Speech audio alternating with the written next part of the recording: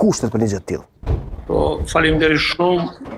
Na me kryeministrin e Kurti kemi pas disa takimet, edhe gjatë javën e kaluar, por sot e kemi pas pak ma zyrtarisht, sepse ju e dini me 15 prill do të jemi në konstitutimin e kuvendit, e legislaturis 9, ashtu që kemi bisedu për hapat për spari për legislaturën, masani edhe për krijimin e qeverisjes.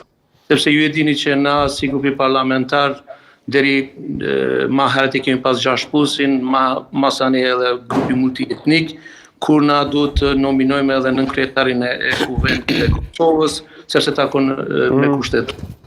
Edhe i kemi bisedu për qeverin e arshëm, për Kurtin 3.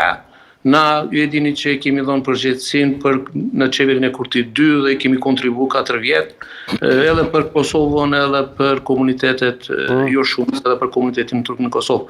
Ashtu që besojmë gjatë që kemi pas takimet edhe në kryesin e parti, do të vazhdojmë të kontribuojmë spari për të kryojmë institucionet e Kosovës, të vazhdojmë të brojmë interesin e Kosovës, masani edhe interesin e komuniteteve, e njeve takon që të jemi pjesa e qeverisjes dhe do të mbështesim Kurtin 3 qeverin të arshëm.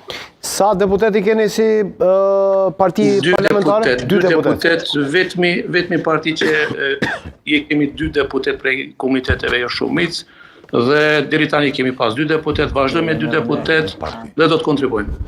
A ka ndonjë kusht të veçantë që ju t'jeni pjesë e qeverisë së ardhshme, zoti Damka?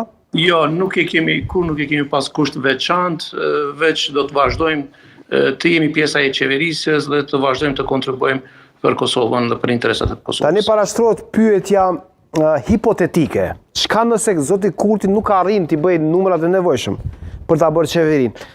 A do ta suportoni një qeverisje të opozitës së deri djeshme, se tani nuk e dim kush është opozitë dhe kush është pozitë, për shembull eventual nëse